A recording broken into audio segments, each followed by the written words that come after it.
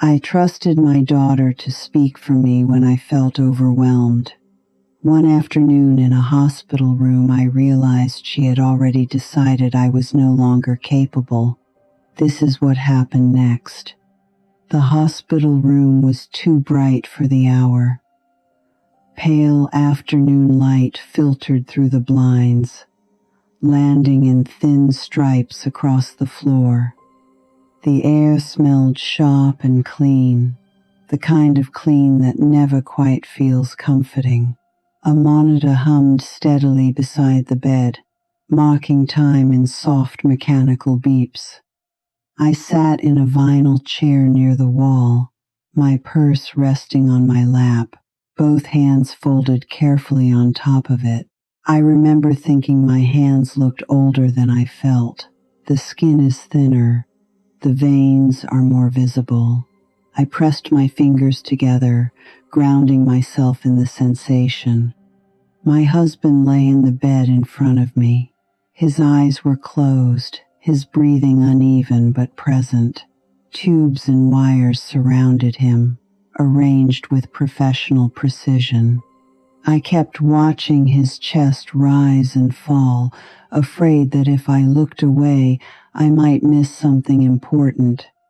The doctor stood at the foot of the bed, reading from a chart. She was young, younger than my daughter, with a calm voice and careful posture.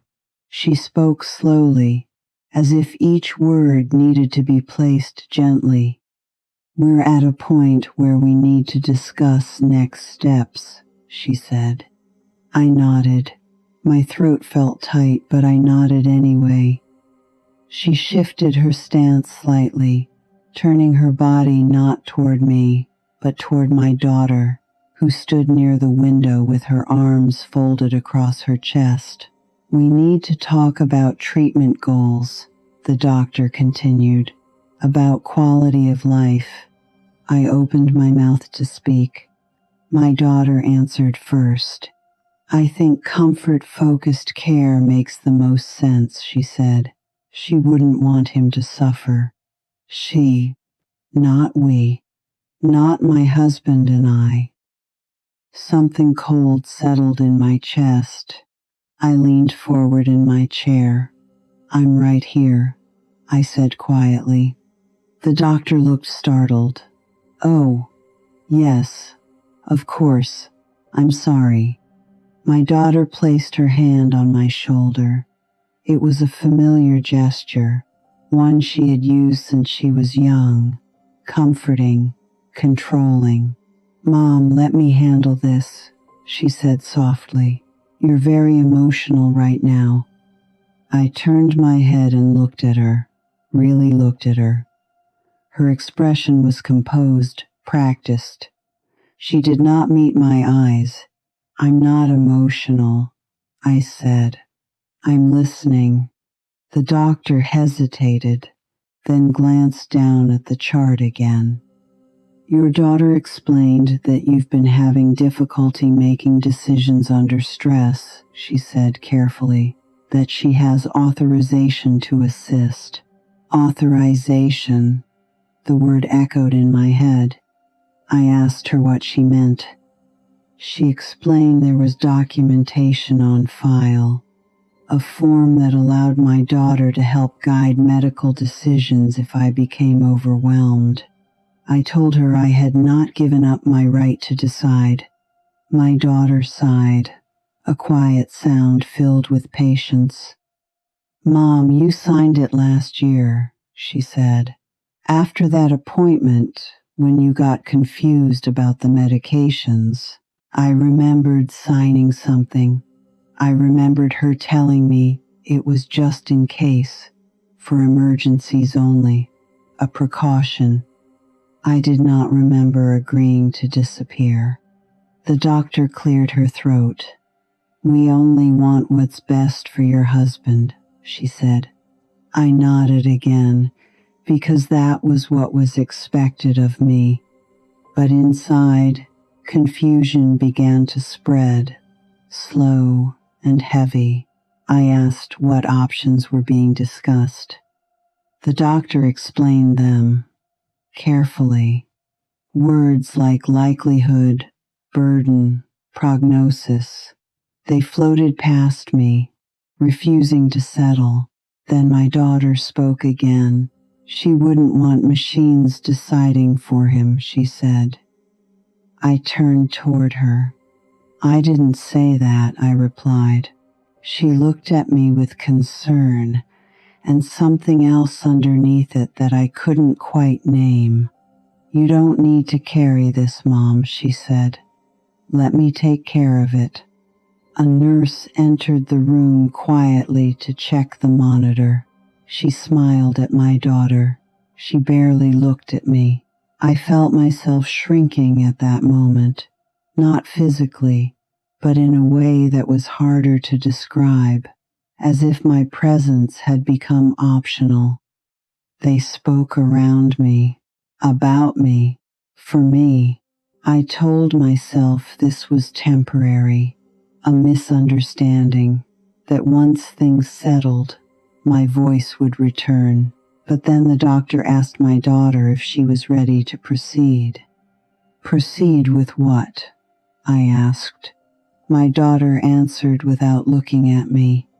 With changing the care plan. My hands began to tremble.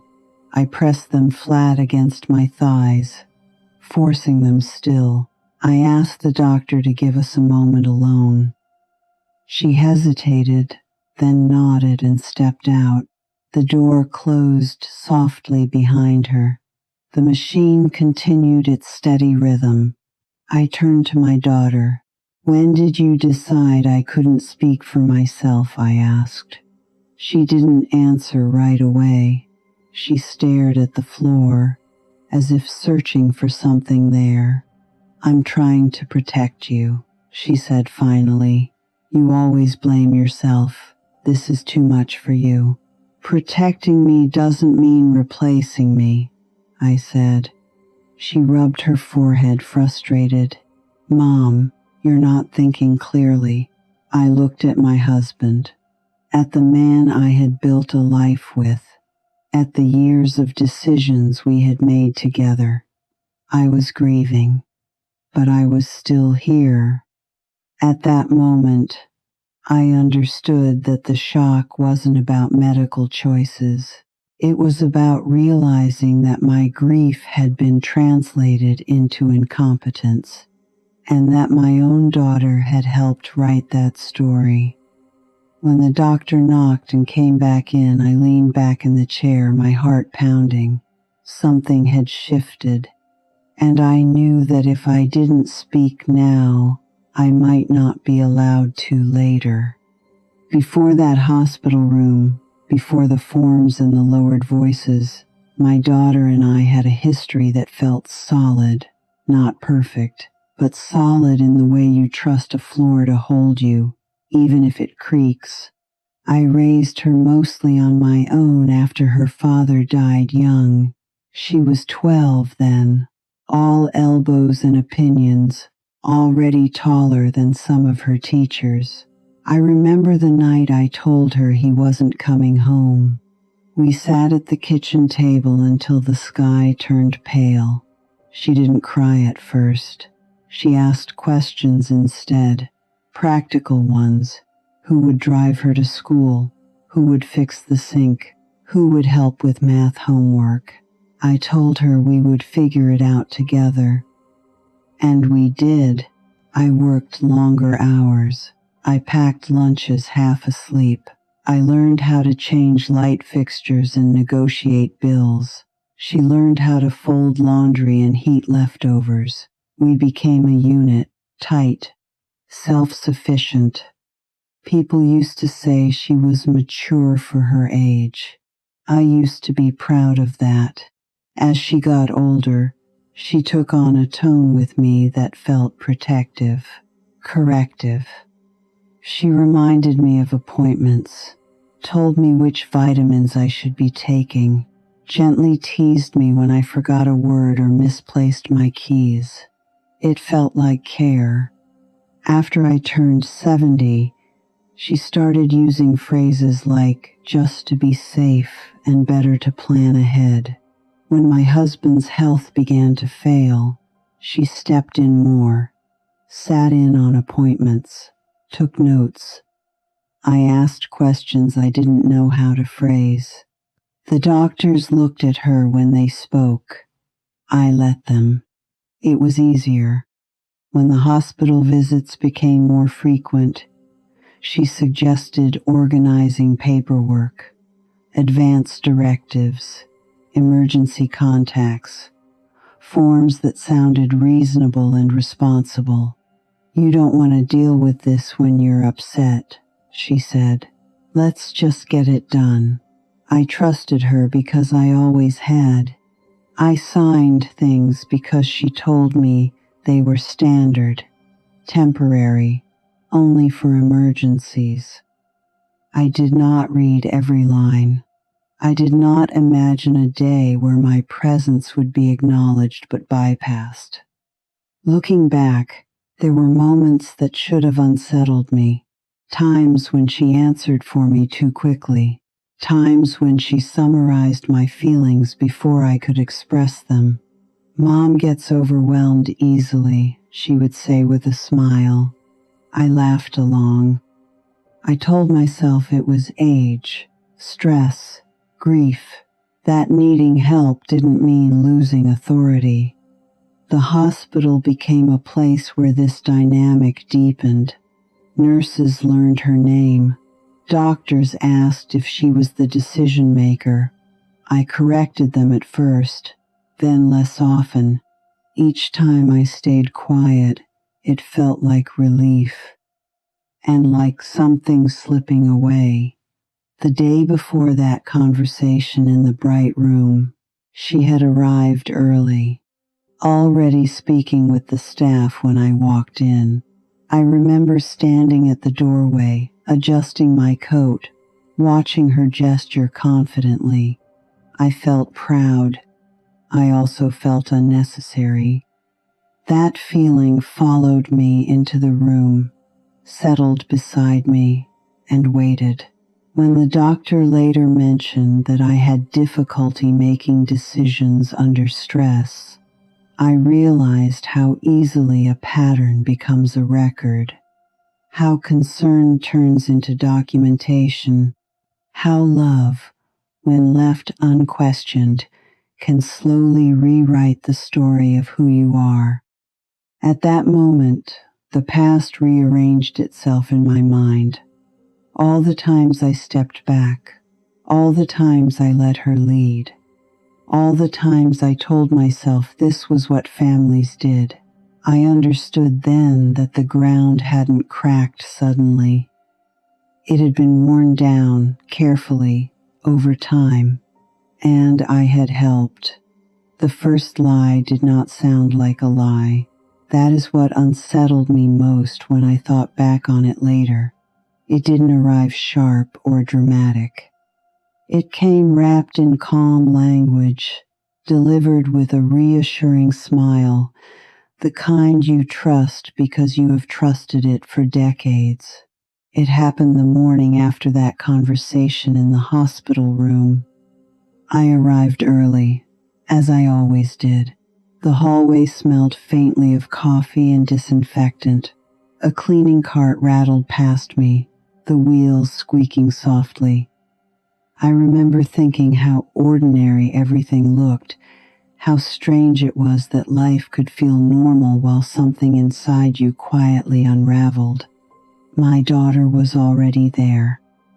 She stood at the nurse's station, leaning forward slightly, her voice low.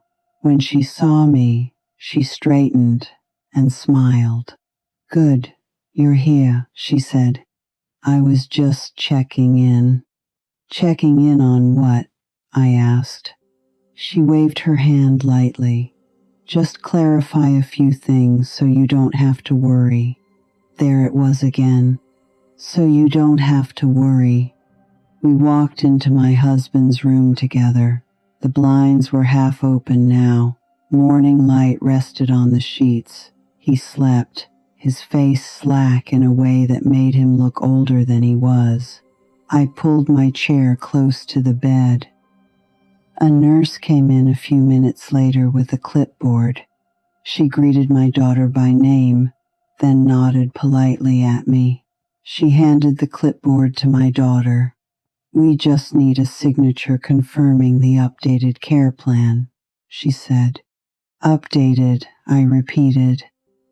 My daughter took the clipboard easily, like it belonged in her hands. "We discussed it yesterday," she said calmly. "Comfort-focused measures moving forward." I felt a tightness in my chest. "I didn't agree to anything yet," I said. The nurse looked confused. She glanced at my daughter. "She already signed as your healthcare proxy," she said. "This is just procedural now." Procedural. I asked the nurse to give us a moment. She hesitated, then stepped outside. I turned to my daughter. "You told them I agreed," I said.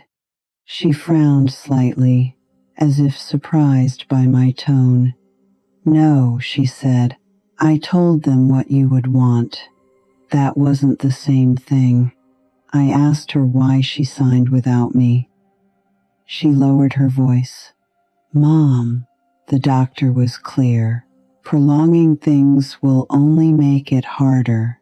I didn't want them pushing decisions on you." Pushing decisions. I laughed once, short and humorless. "You made the decision for me," I said.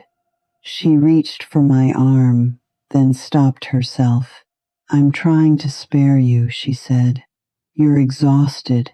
You haven't slept. You blame yourself for everything. I know you." That was a lie. Not the words themselves, but the way she framed them as certainty, as a fact.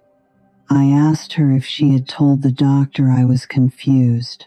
She didn't answer right away. She looked at my husband instead. "I said you were struggling," she said finally, "which you are." Struggling did not mean incapable. I told her I wanted to speak to the doctor alone. She stiffened. "Why?" she asked. "There's nothing more to explain." There was everything to explain. When the doctor came back, my daughter stayed in her seat. I asked the doctor directly what she had been told. She hesitated, careful now. "Your daughter expressed concern that medical discussions increase your distress," she said. "That decision-making might be overwhelming for you at this stage." I felt heat rise behind my eyes. "Did you observe that yourself?" I asked. The doctor paused. "No," she said quietly. "That silence told me everything." I told the doctor I was capable of making decisions and wanted to be included in all discussions. She nodded, apologetic. "Of course," she said. My daughter exhaled sharply. "You're making this harder than it needs to be," she said once the doctor left again. "Harder for whom?" I asked. She didn't answer. That afternoon, I went to the hospital administration office while she was getting coffee. My heart pounded as I asked for a copy of the documents on file. The woman at the desk was kind, efficient. She printed several pages and handed them to me. There it was, the form I had signed months earlier, and beside it, a note added later.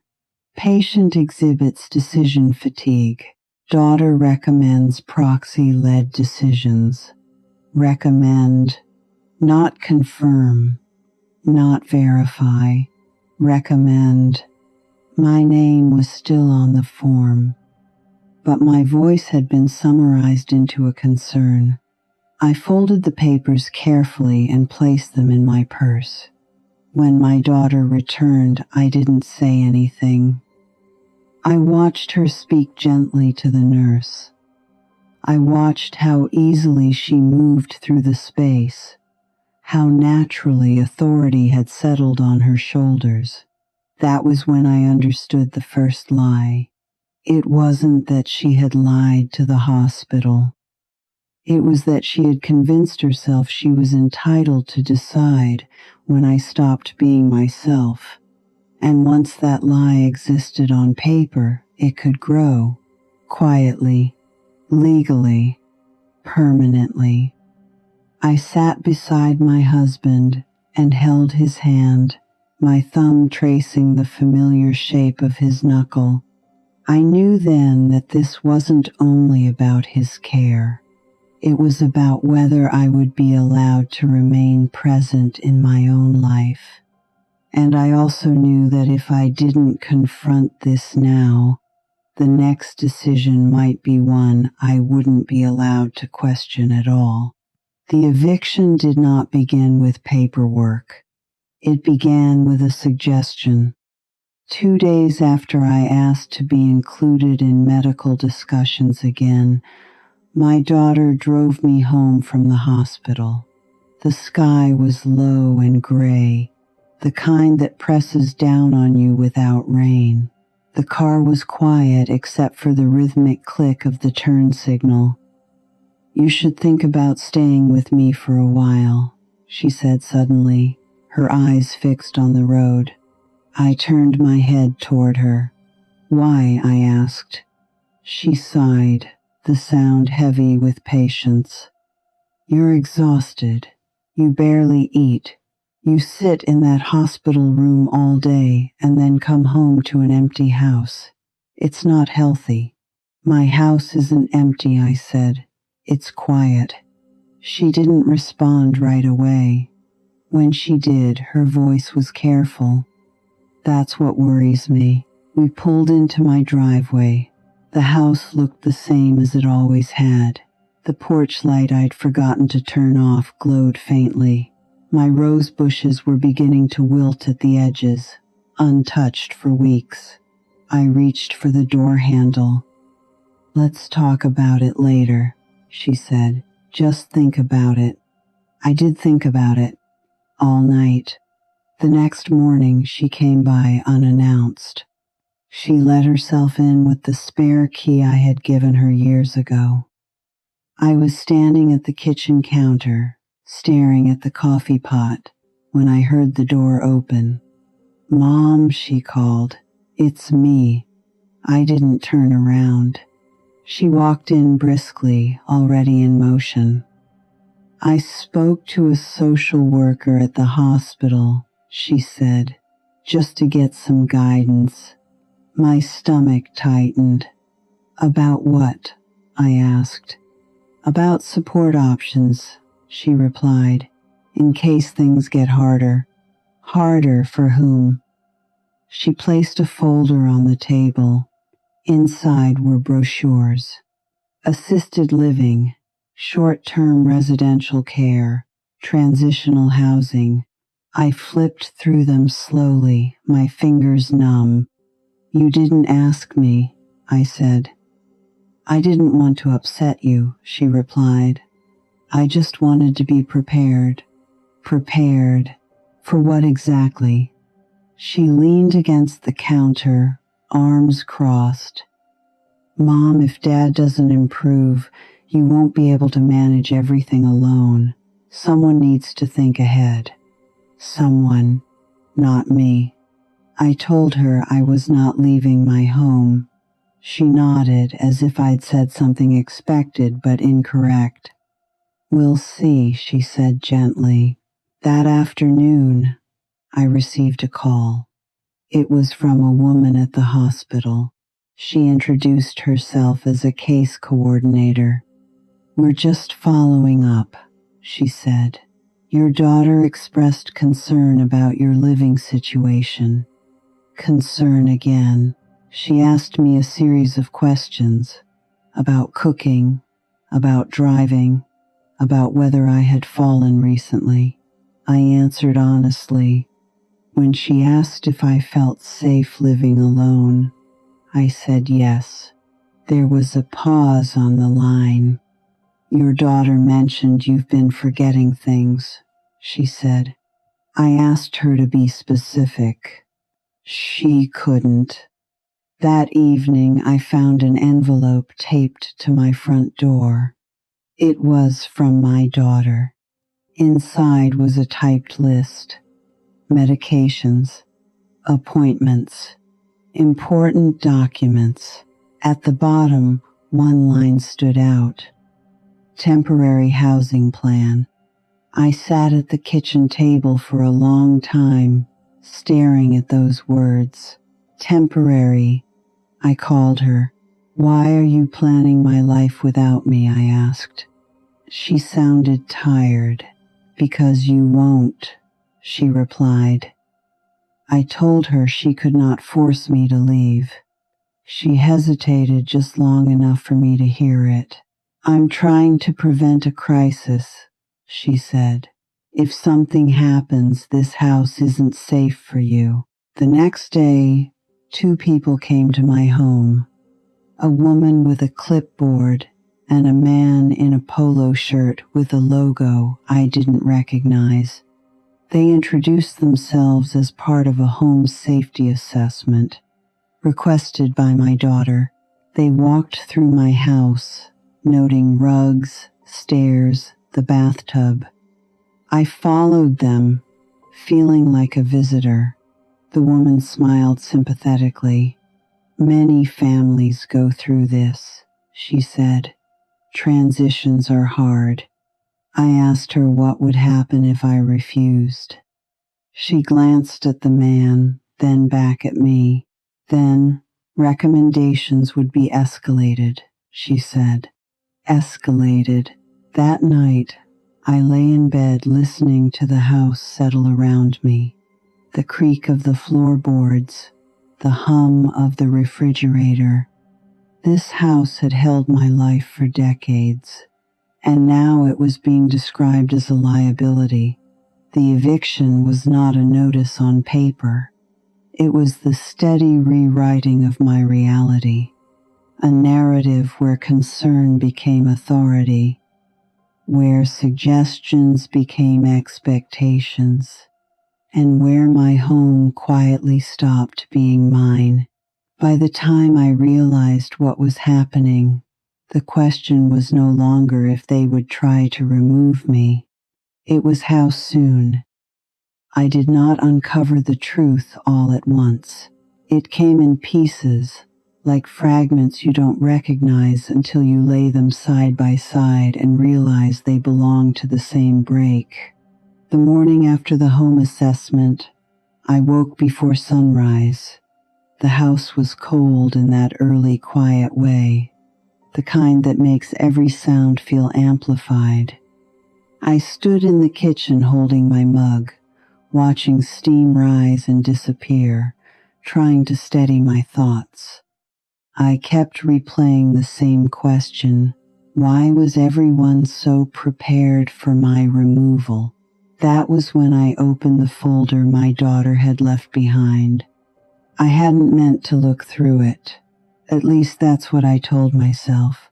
But the weight of it sat on the counter like something unfinished, something waiting. Inside were copies of documents I didn't remember seeing before: hospital forms, insurance summaries, notes with my name typed neatly at the top, and something else, a bank statement, not mine. At first, I assumed it belonged to my daughter. Then I saw my name listed as the account holder. My heart began to race. I sat down at the table and read it slowly. Then again. There were withdrawals I didn't recognize, transfers labeled care expenses, administrative support, emergency management. The amounts were not enormous. That felt deliberate, small enough not to alarm, frequent enough to add up. I pulled my own bank statements from the drawer where I kept them, spread them across the table. The dates matched. Every transfer lined up with a hospital visit, a meeting, a phone call where she had said she was handling things. I remembered her telling me not to worry about bills, that she had moved money around to make things easier. I had believed her. I logged into my account online, something I rarely did. My hands shook as I typed. There were linked accounts I had never seen before. One listed her name, authorized access. I felt dizzy. I scrolled further. Another document appeared in the folder, a draft letter addressed to Adult Services. It outlined concerns about my capacity, about confusion, about inability to manage finances independently. I stared at it, my mouth dry. It wasn't sent yet, but it was written, prepared. The realization settled slowly, painfully. This wasn't just about care. It was about control. I thought of the hospital conversations, the assessments, the suggestions that didn't feel like suggestions anymore. I thought of the money being moved quietly, labeled as support. I thought of the narrative forming around me, piece by piece. I was not just being helped. I was being documented. That afternoon, I called my bank and asked for a full printout of all linked accounts and authorizations. The woman on the phone was polite, professional. She asked if I was calling my daughter. I told her no. There was a pause. She confirmed the access. My daughter had been added months earlier, under the same emergency authorization form. I asked if she had authority to move funds without my consent. The answer was careful. In certain circumstances, yes. I thanked her and hung up. I sat very still. The house felt different then, not unsafe, but I watched. I realized the discovery wasn't just financial. It was understanding that a version of me existed on paper that I did not recognize. A woman who was confused, fragile, dependent, and that version was being used to justify decisions I had never agreed to. I gathered everything, statements, forms, notes. I placed them in a single folder and wrote one word on the front. Truth. For the first time since this began, fear gave way to something else.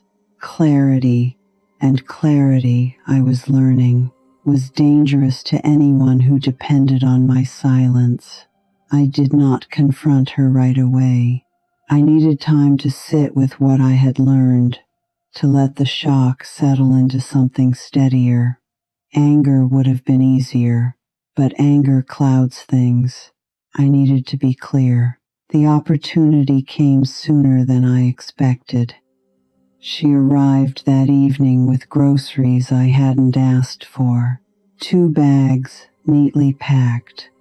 She set them on the counter as if nothing were wrong, as if we were still living in the version of our lives where she helped and I thanked her. I watched her unpack without speaking. She lined up items carefully. Soup cans, crackers, low sodium labels facing forward. You need to eat more regularly, she said without looking at me. I waited until she finished. Then I slid the folder across the table. She froze. Her hand hovered over a box of tea. "What's this?" she asked, though her voice had already changed. "Everything," I said. She opened the folder slowly. I saw her eyes move faster as she read. Bank statements, authorization forms, the draft letter. When she reached the last page, she closed the folder. "You went through my things," she said. No, I replied. I went through mine. She exhaled sharply and sat down. Mom, you're misunderstanding this, she began. I stopped her. No, I said quietly.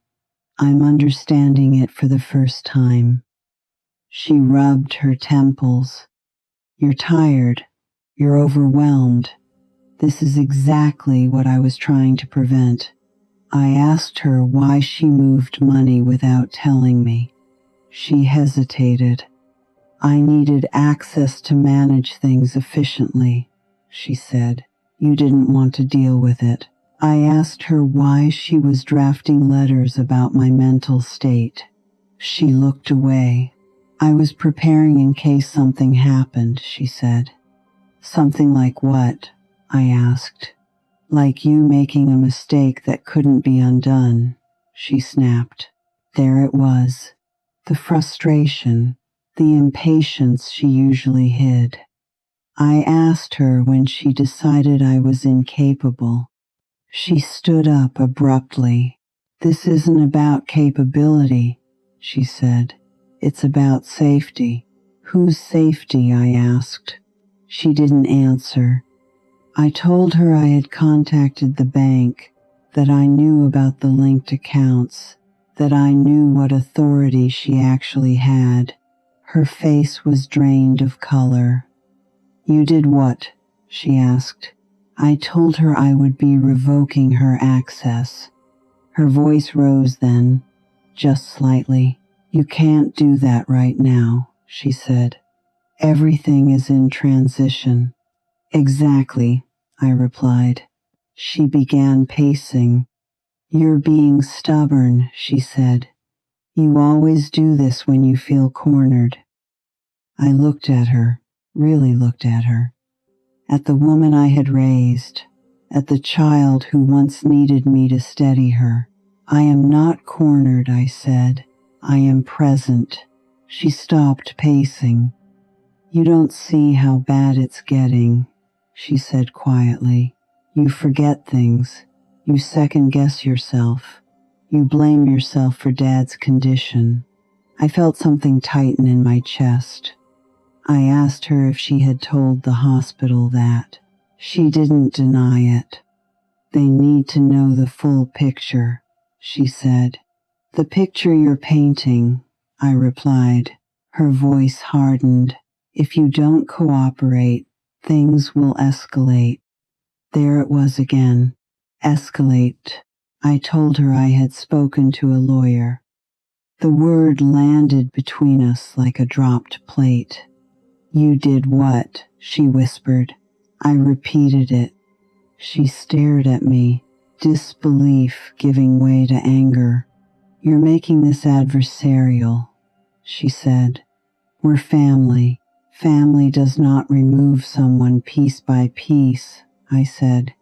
She grabbed her coat. You're not thinking clearly, she said. And when this blows up, don't say I didn't try to protect you. She left without taking the groceries. The door closed harder than usual. I stood in the kitchen, my heart racing, my hands steady. The confrontation had happened, and I knew, without doubt now, that what came next would not be gentle, because people who believe they are entitled to your life do not let go quietly. The truth did not arrive with a confession. It arrived with paperwork. 2 mornings after the confrontation, my phone rang before 8. The house was still dim, the air heavy with that unsettled quiet that comes after a storm but before you know what's been damaged. It was a woman from the hospital's patient advocacy office. Her voice was careful, neutral. We're reviewing some documentation connected to your care plan, she said. There appear to be inconsistencies. Inconsistencies. She asked if I was aware that my daughter had formally requested to be listed as my primary medical decision maker in the event of incapacity. I told her I was aware she had proxy access for emergencies. There was a pause. The request was broader than that, the woman said. It included a recommendation for long-term authority if your condition worsened. My condition. I asked what condition that referred to. She hesitated. Concerns about cognitive decline, she said. The words felt unreal, as if they belonged to someone else's file. I asked her what evidence had been provided. She said notes, observations, family reports, not medical tests, not evaluations, family reports. After the call, I sat at the kitchen table, staring at the wall clock. The second hand moved steadily, faithfully, as it always had. I followed it with my eyes, grounding myself in something undeniable. Time was still mine. Later that day, my lawyer called. He had received copies of the same documents. What you're dealing with, he said, is not uncommon. It's called preemptive incapacity framing. I asked him to explain. It means someone establishes a narrative early, he said, before anyone questions it. Concern becomes record. Record becomes justification. He told me my daughter had contacted legal counsel weeks earlier, asked about guardianship, about timelines, about what documentation would be persuasive. She had not moved forward formally, but she had been preparing. That was the truth. Not that she thought I was struggling, but that she was laying groundwork. I felt grief then, deeper than anger. Grief for the daughter I believed I had. Grief for the trust that had been used as leverage. That afternoon, a caseworker came to my home. She was younger than I expected, professional, observant. She asked me questions, simple ones at first, then more layered. I answered calmly. I showed her my documents, my notes, the timeline I had written out by hand. She read everything carefully. At the end, she looked up at me. You are not confused, she said. You are distressed by being excluded. The distinction mattered. She told me the report would reflect that. When she left, I stood in the doorway watching her car disappear down the street. The truth was no longer only mine. It existed outside my daughter's version. And once truth leaves the house, it does not return quietly. That evening, I realized something else. The danger had never been that I was weak. The danger was that someone I loved had decided my life was easier to manage without my consent. And now that decision was documented, exposed, and unraveling. The collapse did not happen in one dramatic moment. It happened in silence, the kind of silence that follows when plans stop working and no one knows what to say next. My daughter did not come by again after the caseworker's visit. She did not call. She did not text. The steady presence she had insisted was necessary vanished completely. At first, I kept expecting her car to pull into the driveway. I listened for footsteps on the porch. I checked my phone more often than I wanted to admit. Then, slowly, I understood. She was waiting to see if the systems she had set in motion would still move without her pushing them. They did not. 3 days later, my lawyer called to tell me the hospital had formally amended my records. Language about confusion had been removed. Decision authority had been clarified. All future medical discussions were to include me directly, without exception. That same afternoon, the bank confirmed that all secondary access had been revoked. No more linked accounts. No more quiet transfers disguised as assistance. When structures built on assumption lose their footing, they fall quickly. The next call came from my daughter. Her voice sounded unfamiliar, thinner, less certain. "Mom," she said, "we need to talk." I told her I was listening. She didn't start with concern this time. She started with frustration. "Do you have any idea what you've done?" she asked. "You've made people think I was trying to take advantage of you." I said nothing. "I've been getting calls," she continued, "from the hospital, from the bank, from people asking questions. Questions only matter when answers are missing," I said. She went quiet. I could hear her breathing. "I was just trying to help," she said finally. "Help does not erase someone," I replied. Her voice wavered. "I was scared," she said. "Everything was changing. Dad was sick. You were overwhelmed. I didn't know how to fix it." "Fixing does not require control," I said. There was a long pause. Then she said something small. "I didn't think you'd fight back." That was the collapse. Not of systems or paperwork, but of the illusion that I would always yield. She hung up shortly after, not angrily, not kindly, just defeated. That evening, I walked through my house slowly. I touched the door frames, the backs of chairs, familiar surfaces grounding me in something solid. The threat had receded, not because she apologized, but because the truth had been strong enough to stand on its own. And once it did, everything built on silence had nowhere left to hide. The house feels different now. Not louder, not emptier, clearer. In the mornings, I sit at the kitchen table with my tea and listen to the small sounds I used to ignore. The clock is ticking, the kettle settled, the soft creak of the floor as the house warms with the day. These sounds remind me that I am still here, still present, still capable. My husband's hospital room is quiet now in a different way.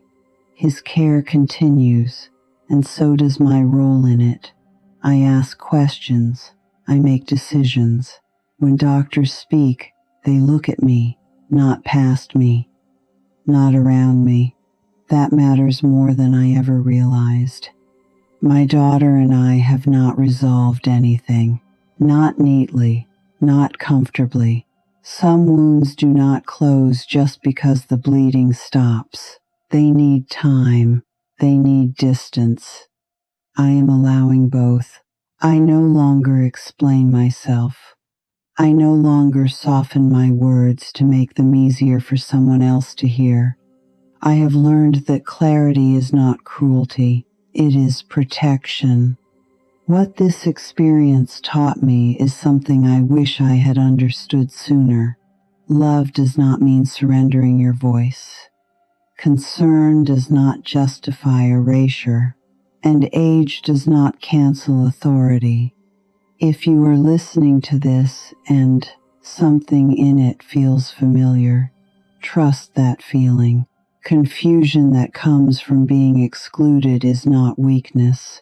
Self-doubt planted by someone else is not truth. You are allowed to ask questions. You are allowed to say no. You are allowed to remain the central figure in your own life. Thank you for sitting with my story. If it resonated with you, if it helped you feel less alone, you're welcome to stay. There are more stories like this, told slowly, honestly, and without shame. And if you know someone who might need to hear this, someone who is being quietly pushed aside, consider sharing it with them. Sometimes being seen is the first step back to yourself.